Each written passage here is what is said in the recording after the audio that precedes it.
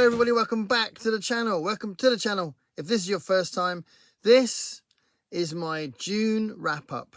So June is a funny old month for me. It's always a busy month because it gets really hectic in my teacher job. And this year was particularly bad, chasing coursework and nagging, all that. It's very tiring. And it definitely affected how much I read. But looking at what I've read, it's actually very varied. It's very interesting. Lots of good stuff. And actually quite a lot considering it's not that far away from what I normally read. So despite the fact for the last 2 weeks, it's been there's been no headspace and I've not done a lot of reading. I'm actually quite pleased with the month, really. So what was June in other ways? So June was June on the Range. So Mark K. Vaughan's fantastic event where we read Westerns, and he's turned a lot of people onto Westerns, which is great. And it was also the start of Summer of Steinbeck, because there's lots of people that have been celebrating Steinbeck. I didn't read the big one that everyone was reading, which was The Grapes of Wrath. I was going to, but I just couldn't do it with everything that was going on at work. So I didn't really read a lot. I read one small book by Steinbeck, which I'll get to in a minute. But I feel like I contributed by creating the chat that started it all. But hopefully I'll read more in July. And also a big part of June was Joy Reading in June, which was a tribute to Alice. So Alice announced the event and sadly passed away shortly after that. And it was incredibly shocking and upsetting, heartbreaking that we lost Alice. And if you've seen it, there's been a video recently where lots and lots of people have come together and talked about their joyful read as a tribute to Alice, which was a lovely video to make. That appeared recently on my channel. And big love to Alice's family. So what did I read? Okay, so I started the month by finishing this lovely book. I say lovely, it's not particularly pleasant, but it's a fantastic book. Let the Right One In. You may know the film or remake film or both, but it's a fantastic book. I really like the original Swedish film, but I like this more. This is brilliant. Absolutely brilliant book. Loads of characterization through the whole thing. So I'd say there's about a dozen characters that are fully fleshed out, even though there's 3 main characters. But there's such a brilliantly written book that there's probably about a dozen characters that are properly fleshed out. It's really good, very unpredictable, very fresh take on the vampire myth. It's brilliant, absolutely brilliant. So I definitely recommend this, thoroughly recommend it. So Let the Right One In was brilliant. And then I read my first Steinbeck, so that was Burning Bright. So the only one for this month. I'm going to read more in July. I thought I'd pick this out because I'd never heard of it before. It's one of the bits of my collection I didn't know a lot about. It's very short. It's okay. It's different from everything else I've read by him. It's very melodramatic. In some ways, some parts of it, it's quite hysterical. It's kind of about a love triangle. But yeah, it's very old-fashioned. Not quite as good as the rest of his stuff, but a very interesting thing to add to my knowledge of what he's done. So Burning Bright, set in a circus with these 3 characters jostling for each other's affections. And then I read the first of the June on the Range books, which was The Loner, the first of the Edge books. Now, this is a notoriously violent, amoral, and large run of books starring Edge, which is a nickname that he develops in this book, this first book. This is the first in the series. I thought I'd start with the first one. And George Gilman, the writer, is actually a British writer that never travelled to America. So it's all based on the kind of the Western myth, if you like. But I really enjoyed it. So Jim put up a video recently where he was quite distressed by the awful misogyny and treatment of women in the second book, which I do have. So I'm a little bit shocked. Maybe I won't like the second book, but I definitely like this one. This was definitely amoral, but a gripping read, an absolutely gripping read. I really enjoyed reading it. So yeah, I enjoyed that first one, The Loner. Then I read one of the best books I've read for a long time. It's just phenomenal, which was my first Percival Everett, Erasia. Such a brilliant book. So I read this on the back of American Fiction, the film that was based on this. And it's about an author that is a black author that keeps getting told that he's not successful enough because he's not writing black enough. And then he decides to create this pseudonym and write what they want to read, and it just gets out of hand very quickly. And it's brilliant. It's absolutely brilliant. There's lots and lots of political points to make about racism, about identity, about expectations, about stereotyping, all that kind of thing. But also, I'd say some of the strongest parts of the book are his family relationships. So there's a big chunk of the book that's about his relationship with his mother, about his relationship with his brother, and his relationship with his sister, which I found particularly moving. So, yeah, I mean, it's just so many aspects of this book. It's brilliant. It's beautifully written, and it's an interesting comparison to the film as well.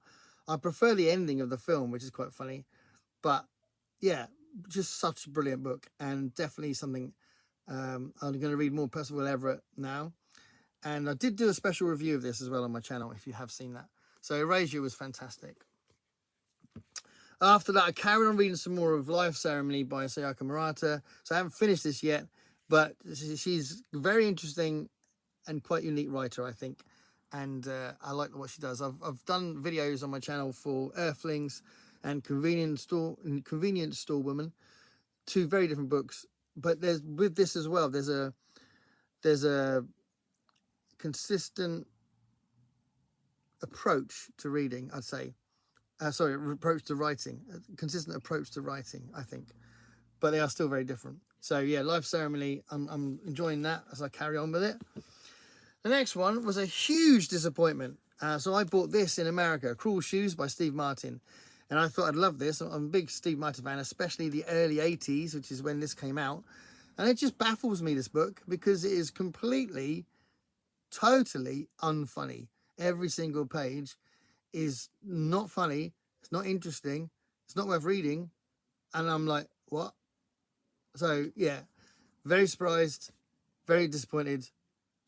What are you doing, Steve? Plonker. But I love three films in particular I absolutely love: The Jerk, Dead Men Don't Wear Plaid, and one of my favourite films, The Man with Two Brains. I love those films. But does that mean that he co-wrote them and the funny bits were written by somebody else? Anyway, Cruel Shoes, bought that in America, wish I hadn't. And then I read the next June on the Range book. So this is by Jack Schaefer. Jack Schaefer's been an interesting discovery for me. I absolutely love Shane, which is he's most famous for. And then I read First Blood, not the Rambo First Blood, an earlier book called First Blood, which was really good. I read that for last year's June on the Range. I really like that. This wasn't quite as good, so I was a bit disappointed with it. There was a video I put up recently where I said I wasn't really connecting to it. It did win me over by the end of it. So the second half of the book I thought was better, and I did like it by the end. So Jack Schaefer is still up there as what I would consider a really good writer. And I haven't read a bad book, but this one had to get going first for me.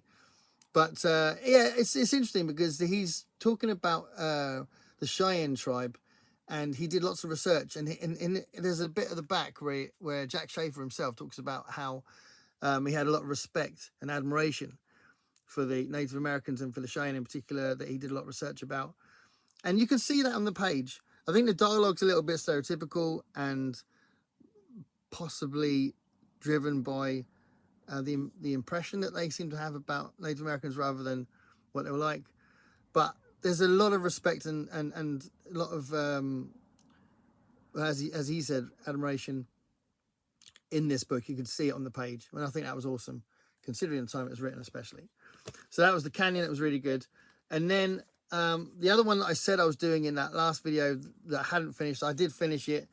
And I was a little bit gutted that it wasn't as good as the other John Scalzi books I've read. I like John Scalzi. It's a light read usually. It's just a bit of fun. I'd say Old Man's War is heavier, but most of what he writes is quite light and fluffy and fun. And this was just a little bit. I found the main character a little irritating at the beginning, and there were some bits I really liked. I really liked the dolphins in this. I thought they were funny, and the way that he handled cats in this were funny. And the general plot was good, and there was a little twist in the plot as well towards the end. He didn't just fart it on the page. It was good, but yeah, it didn't get going. Well, it did get going, but it didn't win me over straight away. Yeah, it took a while, and it was okay. You know, it's definitely not one of my strongest Scousey books, I think. And then I finished the month, as far as complete books, I finished the month with Thomas Payne's Common Sense. Now, this one, I'm really glad to have read it. This was only a pamphlet, but half of this is as an introduction to it, an explanation about its context and all that, which I knew already, you know, with my history background. But I wanted to read it, and I think it's really interesting. It's so, Thomas Payne is an interesting man in particular. He had such an influence, and he was such an important commentator and philosopher, if you like. The way he argued a very strong political ideology against monarchy, very pro-revolution in a lot of what he wrote. But what he had a very pro-revolution attitude in France, and in America he was like, he wasn't as extreme, but he definitely put forward a very strong case in this book about America divorcing themselves from British rule, which they did shortly after that. A few months after that, you get the Declaration of Independence. A few months after this came out. But it's a really fascinating read. You may have read or know about Rights of Man, which he wrote in the thick of the French Revolution, and that's a fantastic piece of work. And you know, I do think Thomas Payne is one of those big names when you think about writings where a writer's discussed, argued for political change. And yeah, they're littered throughout history. You know, I much prefer bottom-up history to top-down history. I'd rather know about these people that were arguing for change rather than what kings and queens were doing. Although obviously that still involves the kings and queens, because in France, during the French Revolution, Louis the 14th, was it? One of the Louis got his head executed. And obviously in England, the English Civil War, we executed Charles I in the 17th century, before all of this happened. But yeah, these moments in history are really important because, for example, in England, that changed the monarchy and the English democracy forever. Our relationship between Parliament and monarchy and the royalty after Charles I's regicide was forever changed. Since then, the monarchy has not had much say, really. Doesn't do a lot. It's like a figurehead, a prop, if you like, and all the decisions and all the changes that are made in the country are made by Parliament. And to me, that's how it should be. But I think it could be easily misunderstood, and I think people overseas might think that our royalty, our monarchy, do a lot of things and make a lot of decisions, but they don't. It's a parliamentary democracy with a monarchy as its figurehead. But that all changed because of the English Civil War, and that's the sort of thing that's being discussed here. After all that, obviously, but Thomas Payne had a huge influence on America, especially.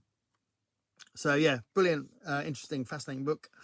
And I was wondering whether to do just collect a few of those kinds of books together to do a video about some of those important moments in literature that were moments in change politically as well, across lots of different countries, because I wouldn't mind pairing that up with Lenin's What Is to Be Done, and maybe the demands that the peasants made in the 14th century. Yeah, that kind of thing. Maybe kind of look at those things and seeing how they compare. Not sure. It's a bigger project. So that's what I've read. A couple of things I want to mention. Oh, I've also started that, which is actually quite big. So I thought it would be a quick read because they're comic strips, because it's all from Mad Magazine. But actually, I didn't get very far. So that's where I was at the beginning of the month. So reading this at the end of the month does mean that it's a quite clean slate for Rocket Summer in July, which would be cool. So that's the thing. But I just want to mention this, because this is going to be out of print at the end of July.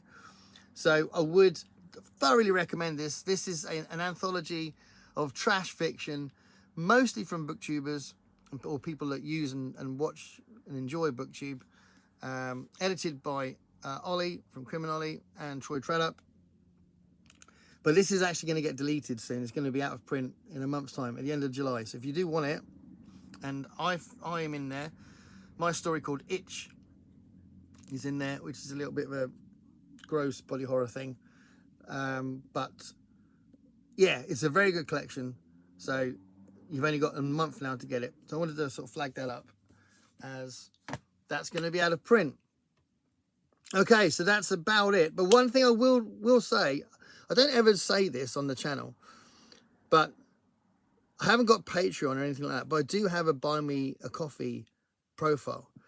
So to me, it makes a bit of sense, because it's just like tipping the channel. And because I'm a musician, that sort of thing I've done lots of times before, and I don't feel bad about it. So if you do fancy tipping the channel, the money will come back into either my writing or into the channel. I don't just pull it into bills and stuff. It stays with those things. So if you'd like to do that, then it'll be very much appreciated. And I do appreciate the support anyway in general, but the Buy Me a Coffee page is there if anyone wants to do that. So yeah, somebody, I think it was Heidi, suggested that I did an Amazon wish list for people to buy me books. I've never done that before. I've seen some people do it, and I can see how cool that would be, but it just feels a bit presumptuous. So I don't know, I haven't done that yet, but I may do that. But anyway, that's my end of my wrap up for June. A much more successful month than I felt like it had been, because it's been such a heavy month. But hopefully things will improve a little bit, and I'm going to get some sleep and get some headspace and crack on with July. July is usually a better month, but we'll see. Thanks a lot, everybody. Stay curious.